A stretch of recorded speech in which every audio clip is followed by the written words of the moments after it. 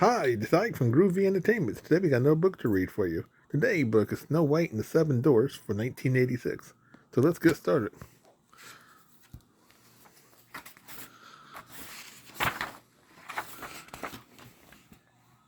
Once upon a time, in a faraway castle, a princess was born on a winter night. Her skin was as white as the fallen snow, and her mother, the queen, named her Snow White. As the years passed, she grew into a lovely child. Her gentle nature won the hearts of all. One day the queen became ill and died.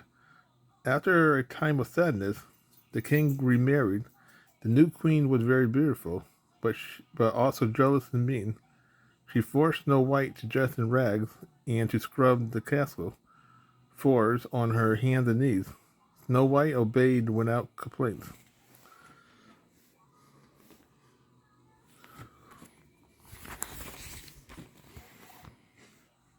Each morning, the proud queen stood before her magic mirror and demanded, "Mirror, mirror on the wall, who is the fairest one of all?" "You, O queen, are the fairest in the land," the mirror would reply. Then the vain queen smiled with pleasure. However, Snow White was growing up, and rag clothes could not hide her beauty.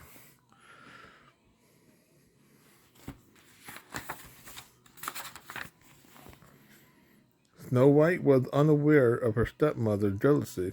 She carried out her work with a smile, and when she could, she daydreamed to escape her dreary life. She dreamed that one day a charming prince would arrive on a white horse and carry her off to her palace.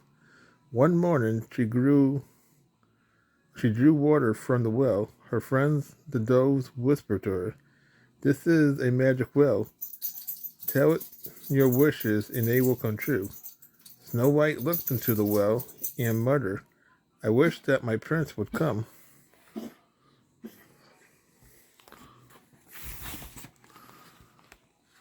No sooner had she spoke these words than a handsome young prince appeared at her side. "Princess, you are even more beautiful than in my dreams. Will you be mine?" he asked. "Oh yes," replied Snow White. "I was waiting for you." The prince came to see her every day at the same hour. There, beside the well, they made plans. "I should ask the king, your father, if we can be married," said Prince Charming. "Yes, but my stepmother is very strict. She might tell him to refuse," said Snow White with a sigh. When it's wait, when it was time for the Prince Charming to leave, Snow White waved goodbye from her balcony.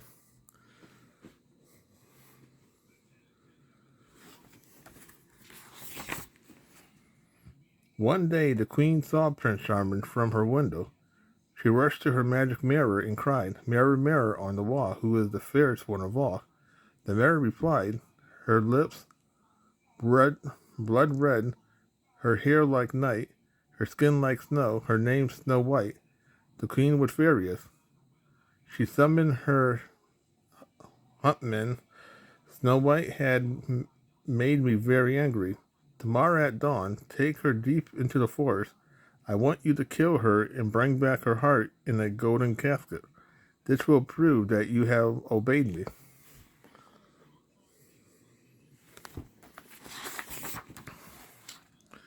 The next morning, the huntmen invited Snow White to take a walk in the woods. Snow White was delighted to have a rest from her daily work. "Perhaps the queen likes me after all," she said. "I should bring her a bouquet of flowers." Off in the forest they went. Snow White picked flowers while the huntmen watched at a distance.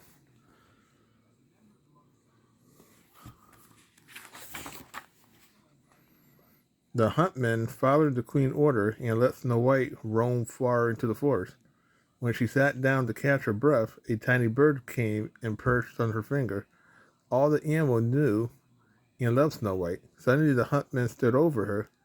"It is time to go back," she asked. The huntman did not answer. "What's wrong?" she asked. "I'm afraid you won't be going back," he said with tears in his eyes.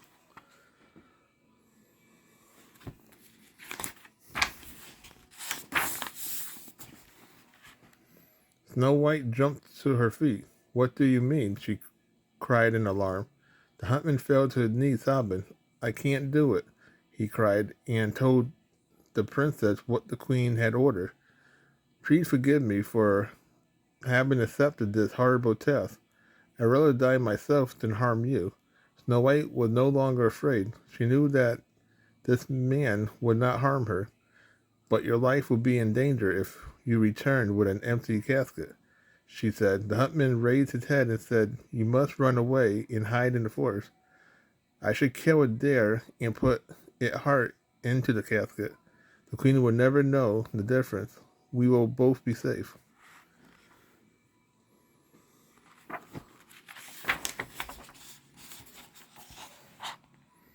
There was no time to lose. Snow White thanked the huntsman for sparing her life and ran off into the forest. Her heart beat loudly as she rushed and stumbled through the woods. The further she ran, the darker it became. It seemed that if even the trees were trying to reach out and grab her. "Where should I go? Where should I hide?" she cried as she fled deeply into the woods.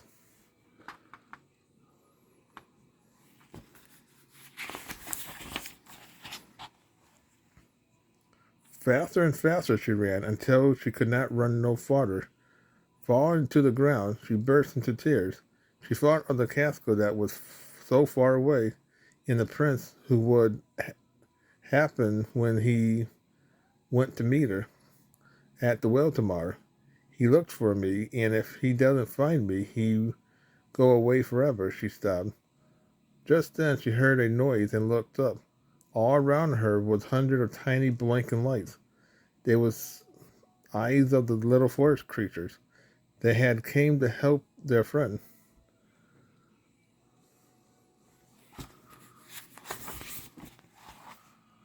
"Don't cry, Snow White," said the little deer. "We'll take care of you." Snow White sat up and wiped away her tears. "Oh, if only you knew what happened." "But we do," cried the rabbit, chipmunks, and scores. "News travels fast in the woods. I must find somewhere to hide. I can't keep running forever," said the tired princess. All the animals began chattering at once. Each one had a tradition.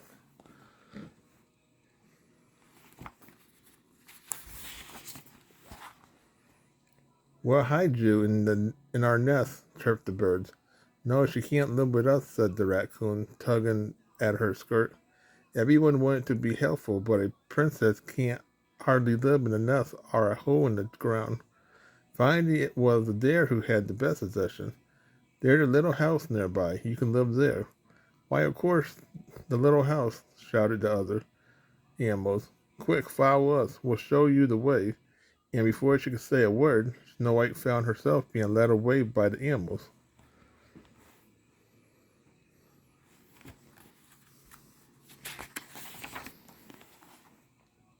The bird was the first to arrive. When Snow White pushed aside the branches, she clapped her hand in joy. "What an adorable little house, so tiny and cozy. Who lives there?" Instead of answering, the animal gently nudged her on. She creeped up to the door and knocked. There was no answer. "Perhaps I'll just take a peek inside," she said as she opened the door.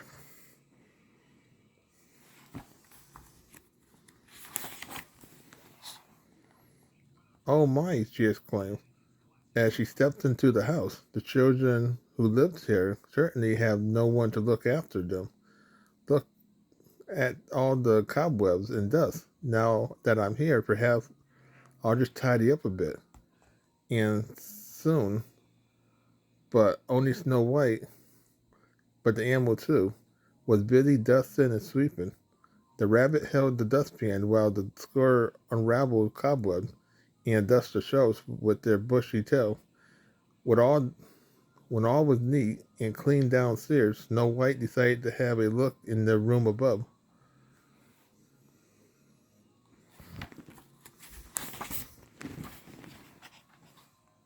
It was beginning to grow dark, so Snow White lit a candle. So then followed her little helpers up the stairs. There she found 7 little beds, all lined up in a row. A name was written on each of the bed. Happy, Dopey, Grumpy, Sneezy, Sleepy, Bashful, and Doc. What funny names these children have, said Snow White. Sleepy. She yawned. I feel a bit sleepy myself. Perhaps I'll take a short nap. And before she could finish her sentence, she fell asleep. The animal creeped out, leaving the tired princess to have her rest.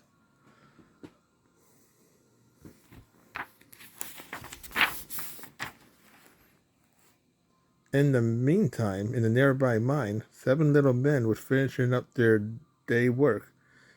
They were the dwarfs, who lived in a little house in the woods, on the forest.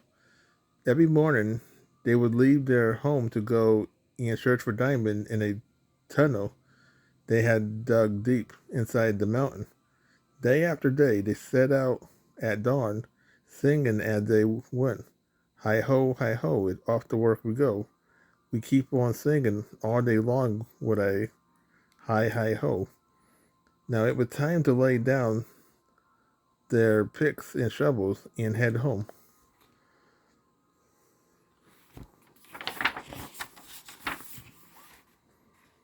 Wait a minute, shouted Doc. I think I had found something.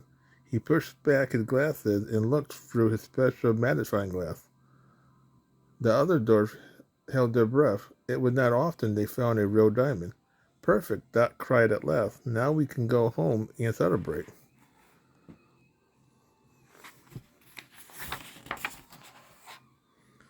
The dwarfs slung their picks over their shoulders and marched off in a line. They began to sing as they marched. Hi ho, it's home from work we go. We keep on singing all night long with a hi ho. Doc led the way with a lantern. Behind him was Grumpy, then Happy, Sleepy, Sneezy, Bashful, and last of all, Dopey. The 7 tired and hungry dwarfs looked forward to reach their snug little home.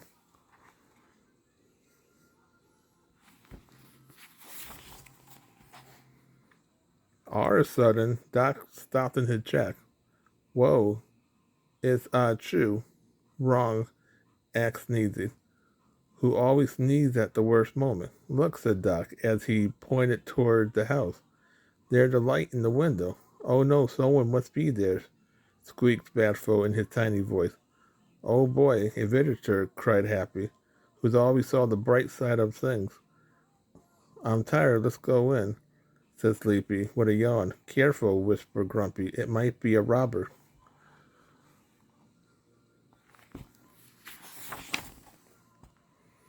The dwarfs tiptoed up to the house.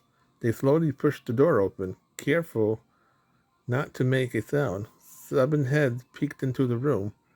They were speechless. Never had they seen their home looking so spotless. They could hardly believe their eyes. Grumpy was the first to speak. Who dared to wash my shirts and look at my bow? Protest Sneezy. And what nerves to walk into someone's house and create a revolution, declared Doc, who liked to use big words. Yes, but a nice revolution, said Bashful shyly. Nubbed Grumpy. We better find the person who did this. We should look upstairs, said Sleepy, who was worried about his bed.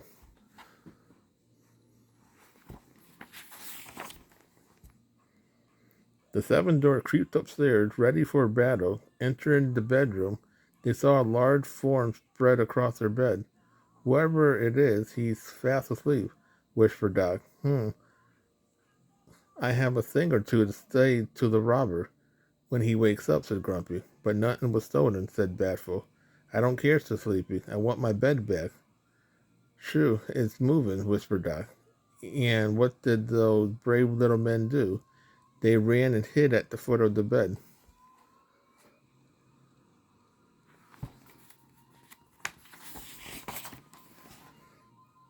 Surely enough, the form was moving. It stretched out its arm and yawned. The dwarfs kept still. No one dared to move an inch, but Sneezy could not control himself. Choo. The enormous sneeze was enough to wake anyone, and that is exactly what happened. Snow White sat up.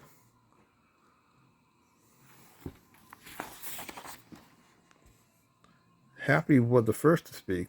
A girl, he said, and he began to laugh. Our robber is a girl? Snow White began to giggle. And I thought that you were children. Everyone began to laugh at this. Everyone that is except Grumpy, who scored in the background.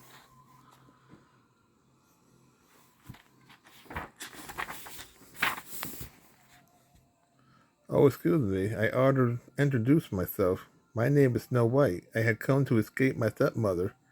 She then told the dwarfs about her adventure in the woods, all fours. When she had finished her tale, the dwarfs became very excited. Don't worry, Snow White. You can stay here with us. We protect you from the wicked queen, declared Doc. The other dwarfs nodded their head in agreement, all except Grumpy.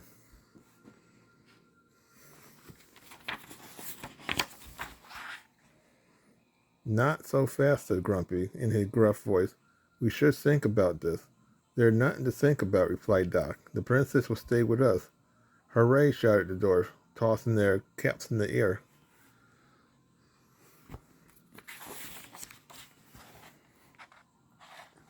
In the meantime, in her room in the castle, the queen looked into her magic mirror and asked, Mirror, mirror on the wall, now who is the fairest one of all?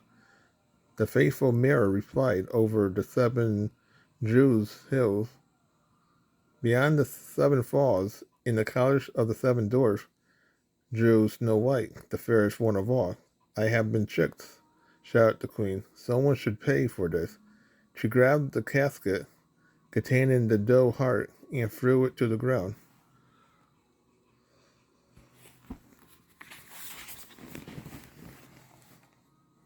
High up in the castle tower, the queen prepared a magic potion to change her so that Snow White would not recognize her. Just this very last ingredient, and all will be ready, she said to the raven who watched from above.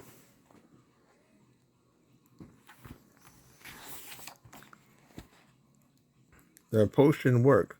The queen was transformed.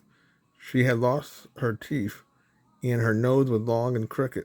She had become an ugly old witch. Ha ha, now my little Snow White, I'm going to prepare a special treat for you, crackled the old witch. First, I'll take this juicy red apple and dip it into the poison.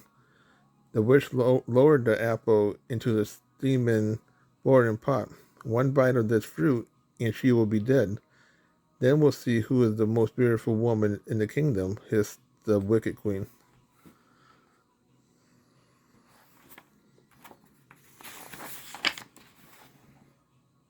It was dinner time at the dwarf house. 7 hungry little men rushed toward the table. Wait a minute, said Snow White. First show me your hands. I knew there would be trouble, mumbled Grumpy, as the dwarfs looked at each other in surprise. Now, said Snow White softly, let's have a look at those hands. One by one, the dwarfs held out their hands. Oh there, look at them grubby hands and dirty fingernails. No one sat down at the table with hands like those. A little soap and water should do the trick. Off you go, said the pointing toward the wash.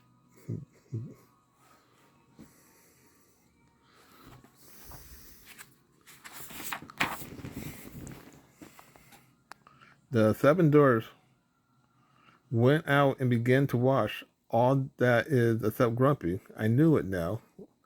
Now look what she done. Princess or not, no one going to tell me what to do, he declared. Oh, Grumpy, you are always complaining. It doesn't hurt to wash once in a while, said the other, and being such good friends will even help you. And so Grumpy received a good scrub.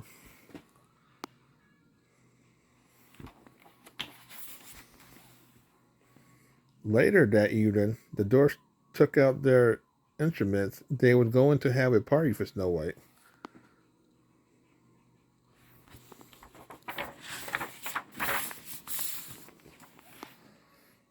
The dwarfs took turns dancing with Snow White. Dopey decided to surprise the princess, grabbing a long cloak. He climbed into Sneezy Soldier. Now he was as tall as the princess. Why, who's this dashing young man? Asked Snow White, as she began to dance. Suddenly she thought of Prince Charming and became sad.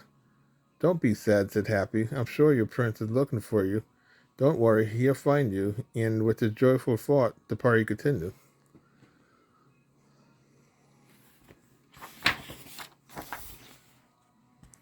That night, while Snow White and the seven dwarfs slept peacefully in their beds, the wicked queen left the castle by the way of the moat that separated from the forest, and evil gleam flashed in her eyes as she rode toward the forest edge. A basket of shiny red apple laid at her feet.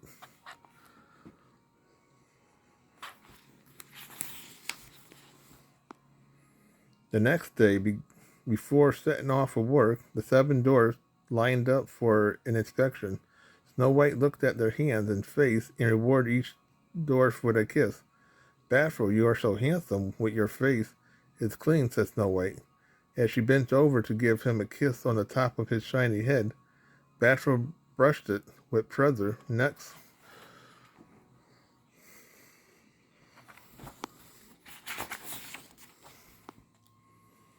when the dwarf had gone, Snow White began to prepare a special treat.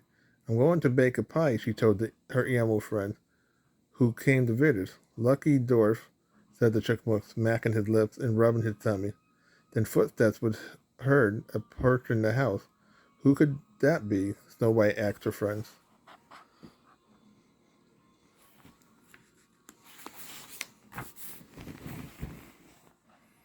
An old woman appeared at the window.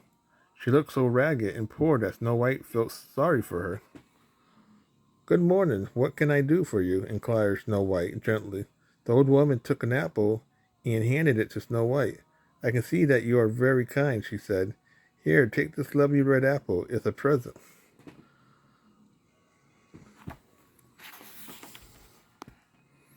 The animal was watching from the outside began to panic. They knew that the old woman was really the wicked queen. Quick, cried the squirrel. We must go tell the dwarfs before it's too late. Snow White was about to take a bite.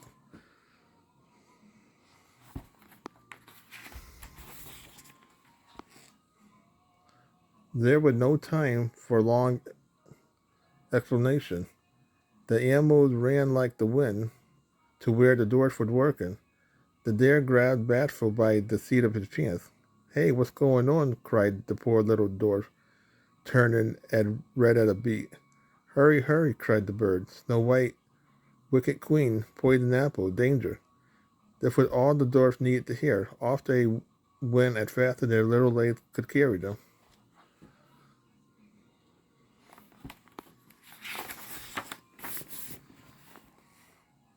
It was too late. Snow White had eaten part of the apple. She felt dizzy, and the room began to whir, and she fell to the floor. Aha, the wicked witch cracked with her gleam. So, my pretty little princess, did you enjoy your apple? Ha ha, the old woman evil laugh echoed throughout the little house. Now will return to the castle. My magic mirror will tell me the truth. We'll see who the fairest one of all, said the wicked queen, as she rushed out into the forest.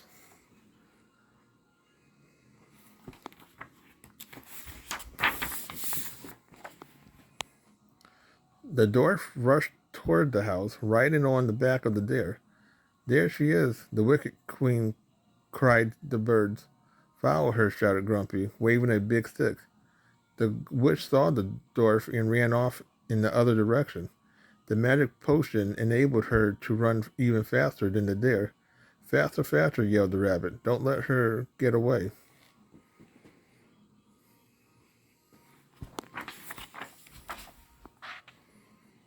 The queen had climbed to the top of the cliff and was hiding behind a large boulder. Grumpy was the first to spot her. She was trying to push over a gigantic boulder. Stop, shouted Grumpy, turning toward his comrade. Go back, she tried to loosen the boulder. Rain poured down as the air filled with thunder.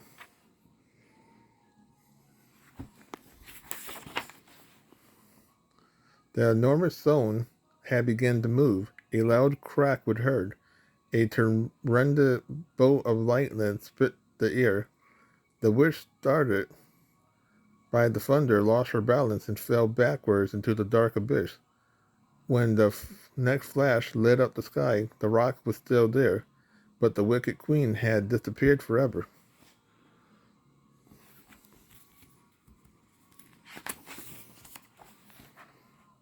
When the weary dwarf returned to the house, they found Snow White lying on the floor. They gently lit up her and placed her on her bed. Tears streamed down their face at a near beside their beloved Snow White.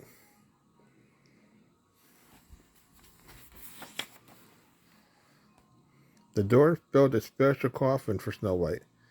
It was made of crystal, that they could always see her lovely face. They placed her outside in the middle of the woods, where all the animal friends could see her too. Day after day, the dwarf visited her, each one wishing deep in his heart that she would wake up. Soon spring arrived. Flowers bloomed around Snow White's tomb.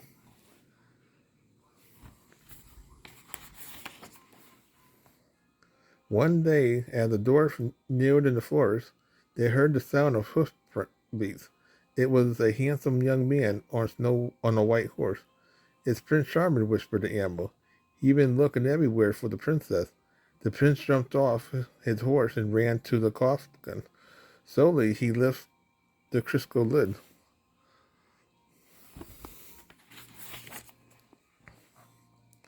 "How lovely she is!" exclaimed Prince Charming.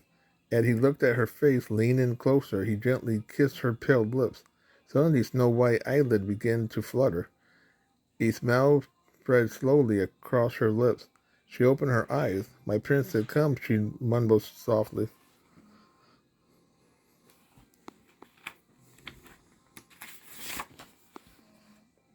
The prince gathered Snow White into his arms. Shouts of joy rang out around them. The dwarfs hugged each other with delight. Snow White was alive. The prince looked down at her little friends. "I must leave you now to go away with my prince, but I will never forget you. You will always be in my heart."